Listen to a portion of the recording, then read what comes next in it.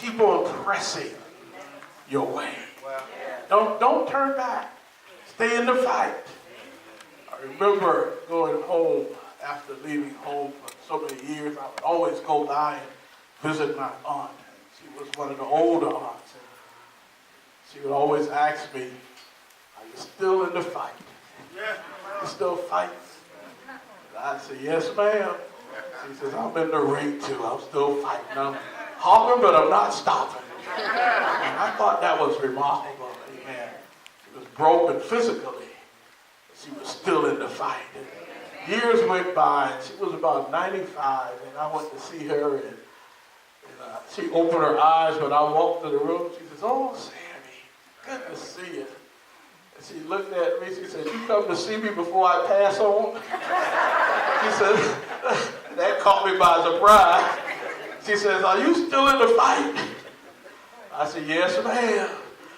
And in the bed, she says, "I'm still in the fight too." So we got to stay in the fight. Even in the midst of our brokenness and hurt. Amen. Anybody here ever been through a little brokenness? Yeah. You know God kept you. He kept you. He never left you. And so I also want us to understand when people come to us who are broken, let's not be in a rush. We can't entertain a conversation, but always stop and ask the Lord, "Why me? What now? What hurts?" Because when people come seeking you out, they need you for something, and you may be the last person that they talk to. So take the time with somebody. Amen. But I thank God that we can talk to the Father about our brokenness. And we don't have to pass the right word test. There's some, I call them prayer eavesdroppers. They like to sit back and hear what you're telling God, and then they will critique you to see if you used the right words that met the standards test. And I want to tell you that you don't have the standard test that I got to go through to talk to God about my problem. There are people who will tell you, "Well, don't talk to God this way and that way. And don't use the word if. Use the word when. And don't talk to the Father like that." But see, God is bigger than you and me. And He can handle our conversation. So there are some things that I tell God that you don't understand, because the Bible says there ain't but one mediator. When I begin to moan and groan, the Holy Spirit intercepts by moaning and groaning, and He translates and takes it to the Father. So don't let nobody tell you that you got to pray or talk to God in a certain way. Just be authentic, have faith, and believe. I may cry out, "Lord, save me." All you heard me say was, "Lord, save me." But you don't know the rest of the story. But God will fill in the blanks, because He sees our heart. He knows our every thought. He's the only one who knows us from inside. You may hear somebody cry out, "Have mercy, Lord." See, the critic will say, "Well, you got to tell him more than that." But let me tell you something. Don't listen to people who have not been on the same platform you've been on. How can a young jitterbug who got a good job can tell an addict how to pray to be delivered if he's never been an addict? An addict may pray, "Lord, if it be your will." The reason for that is he's saying, "Lord, I don't know your will, but I want for me what you want for me." You understand what I'm saying? Ignore people. They try to take you through the right word test. How can you tell somebody who's been broken through a bitter divorce, if have a struggle through a divorce? How can you tell them how to pray when you're living with your husband or your wife every day? When you're broken, you pray from certain platforms. You praise from certain platforms. I want to make sure you understand me today. That when you're broken with illness and when you're in ICU, all you can do is lift up your eyes and say, Lord, help me. But you got some prayer critic fool trying to tell you, well, you didn't pray right. You didn't say in Jesus' name. You didn't tell God what you wanted. Well, let me tell you something. You don't know what God heard. Because what you heard is not what God heard. He's infinite. He's almighty. You don't need no little preacher or bishop to explain your prayer to you. Go to God in your own way and say, Father, I stretch my hands to you. Lord, help I know. If you got to roll all over the floor, roll all over the floor until you hear from him. He wants to hear from you. Be real. There's such a prevalent theology today that got folk confused and they're scared to get up and pray because of the critics and the eavesdroppers. But push them aside where they give you an F in your prayer life. God sees your heart and sincerity. He gives you an A+. There were times I remember Mama would have a rough time during the week after Daddy died. I didn't understand her praise and her prayer. She would say things like, Lord, you know what I need. Make a way out of no way. That's all I heard, but God knew the struggles that I didn't know it because somebody prayed for me. I'm still here today. Somebody years ago prayed, Lord, save my children. Lord, save. Yes, that is a valid prayer because God knows how to save them. God knows who to send to talk to about salvation. God knows the season. All you're doing is asking God to move. Move on my behalf. Move on behalf of my family. Keep on praying. Talking to God. The way the Spirit of God leads you to talk to God. Shut the door on folk. Some folk are so nosy when you pray. They're trying to eavesdrop. They can go tell other people what you're talking to God about. Tell somebody that ain't their business. Never forget it. I often tell this story to the Bible study group. We were headed for a big meeting with all of the military politicians, as I call them. So we were waiting for the general to come in, Sister Sandra. All of the chaplains were there, the IG was there, everybody who was somebody, they were there. Because we had some struggles on the military base, so we wanted to make sure everybody heard the same thing so you'd know how to properly respond. So General walked in the room, everybody stood up. And we waited until he asked us to be seated, but before he asked us to be seated, he says, I want one of the chaplains to pray for us. So young lieutenant, he raised his hand. He hadn't been in the army that long. He just raised his hand up and prayed.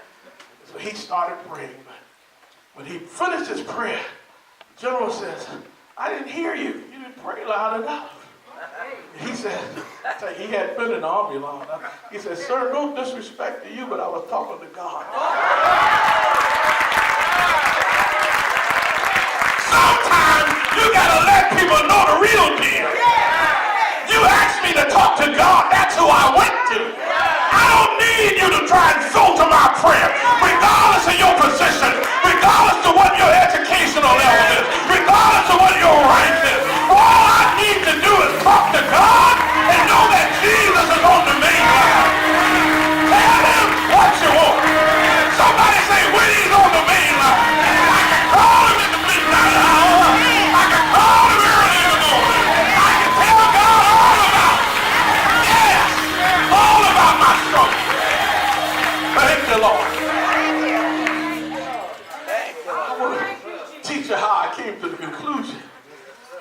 came to the conclusion today. You know, as I read the scripture, I thought to myself, we always preach about the prodigal son because it's a good story. We hear that all the time, but we seldom talk about the boy who stayed at home. And when I do hear about the boy who stayed at home, people call him arrogant, selfish, jealous. But he's just like us. The boy was hurt. How many of you have ever gone through hurtful experiences? He was just hurt. We read about his anger, but there was something at the root that caused him to be angry. He was hurt. I challenge you, if you ever get overlooked long enough and you feel like somebody's stepping over you, you're going to say something. And it's not always going to be ouch. Because you need to be reaffirmed every once in a while. You need somebody to say, you know, I love you, I respect you. A good job. We need to hear that. So the Bible teaches us when the younger son came home, the father poured out his love toward him.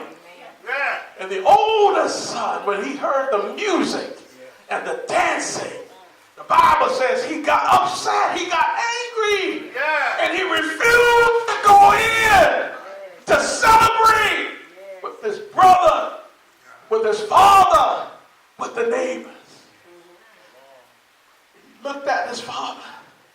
He says, in so many words, I've been with you all these years. Listen to that. That sounds like us. When we are hurt, when somebody overlooks us, when we feel like we've been shoved in a corner, we have something to say. We don't have to be quiet. The boy, he was angry, but the Bible didn't say he cursed the father out. He said, I just got to tell you the way I feel. After all these years, I've served you faithfully. He says, I've never transgressed against your commandment. As a matter of fact, I've never left the house. I didn't go out and spend all of your money. I've been a good boy. Some of the Christians are saying, I'm hurt. I've done everything right. But I'm broken. And I'm pushed in a corner. And I'm hurting. But it seems like they're misinterpreting my hurt. And they're seeing the anger. But they don't know the root of the problem. Somebody in here today, you've been hurt by relationships. People see you and they think that you're angry just to be angry. But there's a deeper problem. Somebody in here today, you might have been abused.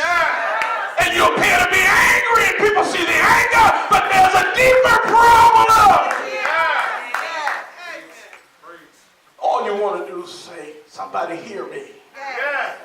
Somebody just hear me out. Just listen to me. Let me tell my story. This older son, he heard all of the dancing and the music. What I love about the text is that the text tells us the father went out to call him, even though he didn't come in. What I'm saying to us is when we find ourselves hurt and broken, we have a father who will go the extra mile to come down where we are, to touch our hurts, to touch our pain. Look at Jesus. I don't know why he loves me. Oh, but I'm so glad he sacrificed his life. He left his mighty throne in glory to come down to talk about redemption story. Oh, I don't know why he loves us, but I'm so glad he did. God will reach way down. He will come to where you are, get in the middle of your hurt, get in the middle of your pain, and touch that hurt, wipe away all tears, and make you a new person. Thank you, Jesus. Has he ever touched anybody? Anybody Anybody know anything about poker? The boy spoke from a platform of being genuine, authentic to God. Because he understood that the Father knew him anyway. See, we don't need to get up here trying to fool God. We need to be for real when we talk to God. What I love about the text is the son reminds the father. He says, Father, you have never even given me a kid. Oh, you didn't even give me a little cow or a goat. But here is this boy that's no good boy that wasted all of your money and you gave him the fattest cow. Sometimes when you look around, when you see other people getting blessed and you've been praying for something, you say, Lord, what about me? Lord, I need a blessing. I need affirmation. What about me? But I want to tell somebody, don't give up. You can be next in line. Keep on praising God. In the midst of your hurt, in the midst of your pain, keep on praising. Now the Father speaks. He affirms the older son. He says, son, in so many words, I know you're focusing on what I did for Junior. But he says, I will be with you always. For those of us who are hurting, he hasn't forgotten about us. Whatever you're struggling with, he told me to tell you, I'll be with you always. I'll never leave you nor forsake you. I'll go through the storm and rain. I'll be with you in the midst of your hurt. Man. Man, that's good. I'll be with you. Always. Then he reassures him, you're still my boy. Even though you're hurt, I haven't given up on you. Not only will I be with you always, he says, everything I have is yours. Tell somebody I've got access. I get excited. The Father told me to tell you, in the midst of your hurt, in the midst of your pain, you've got access. You can tell him all about your trouble. You can tell him all about your sorrow. You can tell him what you're going through. You can tell him what you need. You can tell him your shortcomings. You can tell him your hurt. You can tell him your pain. You can tell him when you're crying. You can tell him when you're in sorrow. When you talk to God in an authentic way, God will lift you up. Some of us, we've already been there. We've talked to God on a platform of pain and sickness. Some of us, we've talked to God on a platform where we have even contemplated suicide. But God understood. Somebody here today, you have talked to God in the middle of bitterness. But God understood. Maybe the people around you didn't understand. But God understood. What I love about the scripture, it paints the picture also about the Father at the end of the story. He takes time to explain to the Son, I know you're hurt, but there's a need for us to do what I'm doing. Your brother, see, he explained. Sometimes we need to take time to explain to people. Your brother who was lost, now he's found.